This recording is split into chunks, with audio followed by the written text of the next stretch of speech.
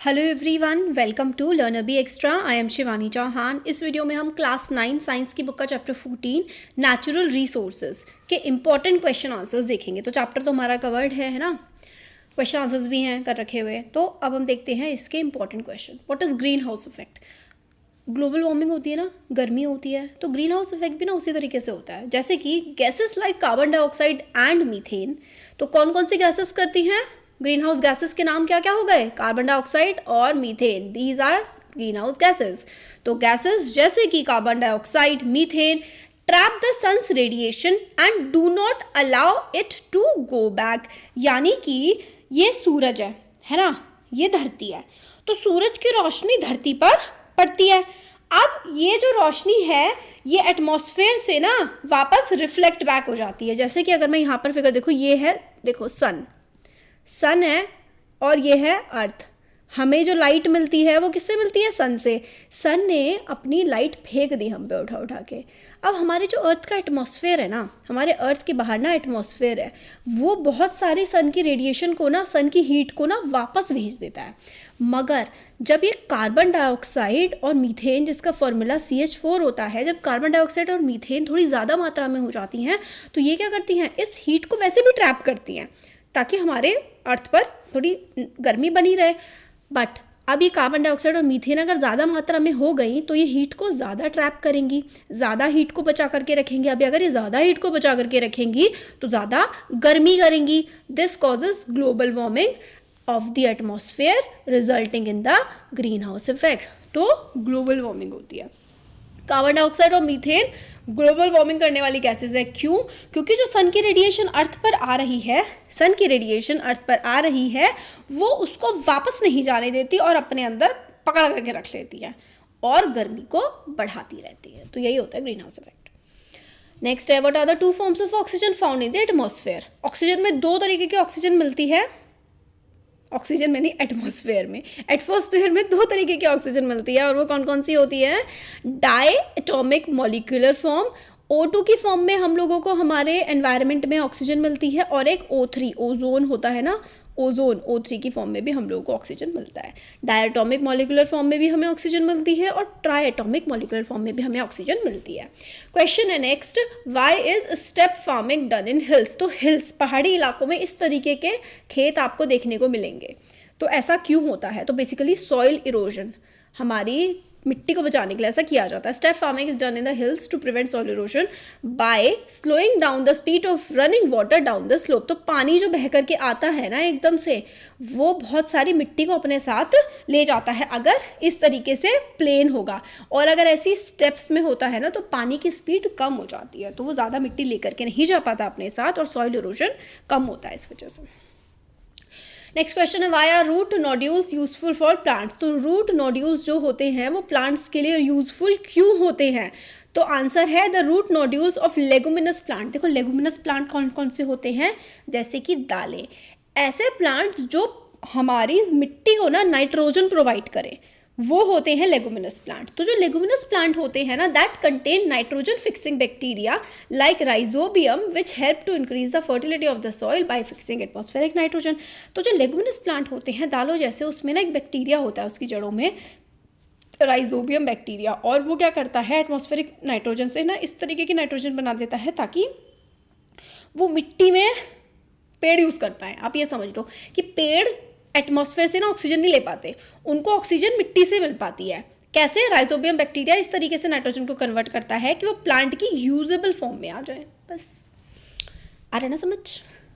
Question है next, what are the biotic and abiotic components of the biosphere? Biosphere के biotic और abiotic component कौन कौन से होते हैं?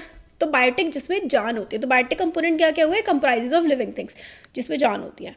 एबायोटिक हमारे एनवायरनमेंट में जैसे कि temperature, rainfall, air, water, soil, ये नॉन लिविंग या फिर एबायोटिक कंपोनेंट होते हैं हमारे बायोस्फीयर के। बायोस्फीयर यानी कि ऐसा स्फीयर, ऐसा गोला जिसमें जान बसती है अर्थ में।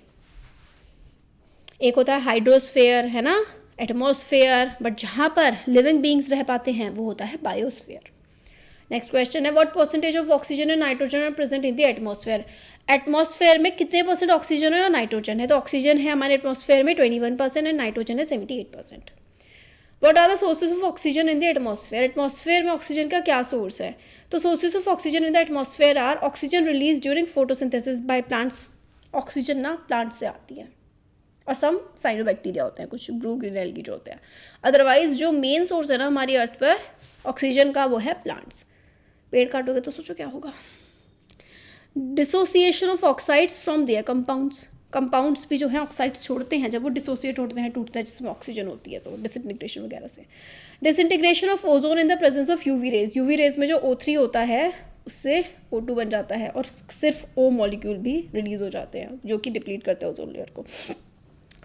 As the water in combined form, water H2O होता है, तो देखो इसमें भी O है, और O क्या होता है? O is oxygen. तो वाटर इन कंबाइंड फॉर्म में भी हम लोगों को क्या मिलता है? ऑक्सीजन मिलता है। कॉजेज, व्हाट कॉजेज विंड, जो हवाएं बहती हैं कैसे आती हैं? तो unequal heating of land and water. इतना रट लो, रट्टा मार लो इस चीज़ का, कुछ चीज़ों को ना रटना होता है, तो इसका रट्टा मारो कि जो अनइक्वल या फिर अनइवन हीटिंग होती है, कहीं पर ज़्यादा गर्मी हो गई, कहीं पर ज़्यादा धूप पड़ गई, कहीं पर कम धूप पड़ गई, उस वजह से ना हवाएं एक जगह से दूसरी जगह मूव करती है। तो due to unequal heating of land and water the land get heated up faster during the day. तो अनइक्वल हीटिंग होती है लैंड और वाटर की, तो क्या होता है? लैंड जो है वो दिन के समय पर ज़्यादा तेज़ी से गर्म हो जाता है। Air on land rises up and creates a region of low pressure. तो जहाँ पर गर्मी होती है ना, हाई टेम्परेचर होता है जहाँ पर, वहाँ पर प्रेशर लो होता है। जब वहाँ पर भी टेम्परेचर ज़्यादा होता है, उस जगह पर प्रेशर जो है वो लो होता है। तो due to unequal heating of land and water the land gets heated up faster during the day. Land जो है ना वो ज़्यादा गर्म हो जाता है दिन के समय, और हवा जो होती है वो ऊपर की तरफ उठ जाती है। जब हवा ऊपर की तरफ उठेगी हल्की होकर के, तो नीचे क्या होगा? वैक्यूम, खाली हो जाएगा, तो प्रेशर कम हो जाता है। As a result the air over the sea moves towards the region of low pressure. तो सी पर, यानी कि जो ओशन वाला रीजन है, वहाँ पर हाई प्रेशर होता है, और हाई से वो लैंड की तरफ, लो प्रेशर की तरफ हवा मूव करती है, और इसी वजह से विंड फ्लो करती है। आया समझ में? उड़ गया? देखो क्या होता है ना कि जब दिन होता है तो गर्मी होती है ज़्यादा। कहाँ? ज़मीन पर। एक तरफ ना लैंड है, इधर LAND लैंड, और एक तरफ है ओशन, ठीक है, समुंदर। अब जब सूरज दादा आए ना, तो उन्होंने लैंड पर अपनी कृपा ज़्यादा बरसा दी, तो ये हो गया गरम ज़्यादा, ये हो गया गरम। अब जब कहीं पर गर्म ज़्यादा होता है, गर्मी ज़्यादा होती है, जब टेम्परेचर ज़्यादा होता है तो प्रेशर कम होता है। टेम्परेचर ज़्यादा होता है, प्रेशर कम होता है, तो इस तरीके से हवाएं ना ऊपर उठ जाती हैं, हवा ऊपर उठ जाती है और नीचे के ना खाली हो जाता है, तो प्रेशर और कम हो जाता है। तो कम प्रेशर यहाँ पर है लैंड पर, ओशन पर प्रेशर ज़्यादा है, तो हवाएं जो हैं हाई प्रेशर से लो प्रेशर की तरफ मूव करती हैं, तो ओशन से लैंड की तरफ जो है मूवमेंट होती है एयर की। List the importance of oxygen and oxygen gas and ozone gas in the atmosphere. तो भाई बहुत इंपॉर्टेंट है ऑक्सीजन का रोल। भाई जिंदा कैसे रहोगे, ऑक्सीजन नहीं होगी तो आग कैसे लगेगी, ऑक्सीजन नहीं होगी तो। Process of combustion, respiration and formation of many organic compounds oxygen की वजह से ही होते हैं। ओजोन, ओजोन नहीं होगा तो अर्थ की जो यूवी रेज है ना वो अर्थ पर अर्थ की नहीं, सन की जो यूवी रेज है वो अर्थ पर ऐसे आएंगी कि कैंसर हो जाता है यार। तो रोल ऑफ ओजोन होता है, it absorb the harmful UV rays of sun which can cause skin disease and cancer on reaching earth surface. तो हम लोगों को भाई बहुत सारी स्किन डिजीज से बचाता है ओजोन। तो ऑक्सीजन O3, ओजोन जो है ना आपको याद रखना है कि जो ओजोन है उसका फॉर्मूला होता है O3। और ऑक्सीजन की तो भाई हम सांस लेते हैं, रिस्पायर करते हैं, कंबशन, कोई चीज़ जलती है तो उसके लिए हमें ऑक्सीजन चाहिए होता है, एक हमें फ्यूल चाहिए होता है, और एक टेम्परेचर चाहिए होता है बढ़ा हुआ। तो बिना ऑक्सीजन के कुछ भी नहीं चलेगा। खाना कैसे बनाओगे? वैसे तो सांस ही कैसे लोगे, सांस ही नहीं लोगे तो खाना कैसे खाओगे? तो यही हो जाएगा। मेंशन वन मेथड, एक मेथड आप लोगों ने मेंशन करना है जिससे लिविंग ऑर्गेनिज्म इन्फ्लुएंस करते हैं फॉर्मेशन ऑफ सॉइल को। तो देखो लिविंग ऑर्गेनिज्म जैसे कि lichens and mosses are the initial coloniser of rock which secrete certain chemical substance that dissolve the minerals of rock and cause the gradual weathering of the rocks. Geography वाला है part actually थोड़ा सा। इसमें क्या होता है कि lichens and Moses ये जो होते हैं ना, कोई भी ना इकोसिस्टम कैसे बनता है, एक ना बंजर इलाका होगा, उस पर ना एक पत्थर होगा, फिर कहीं से आकर के टपक जाएंगे लाइकन एंड मोजेस, वो ना उस पत्थर को गलाने लगेंगे, मतलब उसको ना इरोड करने लगेंगे, कुछ केमिकल सब्सटेंसेस डालेंगे उस पर और वो पत्थर से ना थोड़ा थोड़ा चूरा होने लगेगा। फिर वो चूरा और होता जाएगा, फाइन होता जाएगा और वो मिट्टी का रूप ले लेगा। The rocks get broken into, बड़ी सदियों लगती हैं सब चीज़ें होने में। Rocks get broken into small fine particles, so living organism play important role in the formation of soil. भाई बहुत इंपॉर्टेंट रोल है लिविंग ऑर्गेनिज्म का सॉइल बनने में। What are the two ways in which carbon dioxide is fixed in the environment? दो तरीके जिससे carbon dioxide environment में फिक्स कर सकते हैं हम लोग।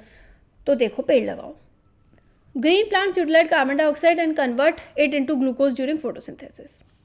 तो पेड़ लगाने से ऑक्सीजन जो है रिलीज करेंगे पेड़ और कार्बन डाइऑक्साइड को लेंगे। कार्बन डाइऑक्साइड जो है सी वाटर में डिजॉल्व होती है in the form of carbonates get used up by the marine animals for the formation of their cell. तो जो शेल होते हैं ना उनके ऊपर के, जैसे कि जो जिसमें वाइट कलर के शेल होते हैं ना उसमें कैल्शियम होता है, और कैल्शियम ये जो फॉर्मेशन होता है ना इसके लिए हम लोगों को कार्बन डाइऑक्साइड की ज़रूरत होती है। Why do terrestrial form require fresh water? Terrestrial ज़मीन पर रहने वाले जो लोग हैं हम जैसे, उन्हें फ्रेश वाटर क्यों चाहिए? तो देखो, terrestrial organism require fresh water as they face osmotic problem if kept in marine water because they have low osmotic concentration in order to maintain balance of salt bit। देखो, हमें ना अपनी body के ना जो सॉल्ट्स हैं ना उनका बैलेंस मेंटेन करना होता है, इसीलिए ना हम लोगों को फ्रेश वाटर चाहिए। जो खारा पानी होता है ना, ओशन वाटर होता है, उसमें एक्सेसिव सॉल्ट्स होते हैं जो हमारी बॉडी को ज़रूरत नहीं होती है। तो हमारी बॉडी के सॉल्ट को मेंटेन करने के लिए, ऑस्मोटिक कंसंट्रेशन को मेंटेन करने के लिए ना हम लोगों को फ्रेश वाटर की ज़रूरत होती है। एग्जाम्पल देने हैं, give two example way fresh water can be found in the frozen form on the earth. तो फ्रोजन फॉर्म में फ्रेश वाटर हमें आइस कैप्स में और ग्लेशियर में मिलता है। Harmful effect of air pollution, तो भाई देखो हमारे रेस्पिरेटरी डिजीज हो जाती हैं, एसिड रेन होता है, स्मॉग होता है, हेल्थ के लिए बहुत ज़्यादा बुरा होता है। डिफाइन द टर्म स्मॉग, ये काफ़ी इंपॉर्टेंट है। तो आप सोच रहे हो कि इंपॉर्टेंट क्वेश्चन की वीडियो में इतने सारे क्वेश्चंस बता दिए, मैं इसलिए बता रही हूँ ताकि आप लोग ना याद रख सको, इनमें से कुछ आए। ये सारे ही इंपॉर्टेंट है और एक्स्ट्रा करके इसलिए बता रही हूँ क्योंकि ना क्या होता है ना, कई बार 6 नंबर का भी क्वेश्चन आ जाता है और उसमें ना बहुत ही सारी चीज़ें पूछ लेते हैं। तो और इतना बड़ा चैप्टर है, बहुत सारी चीज़ें इंपॉर्टेंट होती हैं। स्मॉग वाला देख लेते हैं। Define the term smog. और तो स्मॉग क्या होता है? काइंड ऑफ एयर पोल्यूशन होता है जिसको हम फॉग और एयर के मिक्सचर के बोलते हैं। फॉग तो देखो कोहरा होता है, उसमें अगर पोल्यूटेंट्स आ जाते हैं तो हम उसको स्मॉग बोल देते हैं। Thick cloud of water droplets having smoke particle suspended in the atmosphere which restrict visibility is called smoke. मतलब दिखता नहीं, ऐसा लगता है कुछ कोहरा सा, बहुत ही गाढ़ा कोहरा जम गया है। इसकी वजह से डिजीज़ क्या होती है? एलर्जी हो जाती है, रेस्पिरेटरी डिसऑर्डर हो जाते हैं और हार्ट रिलेटेड डिसीज़ भी हो सकती हैं।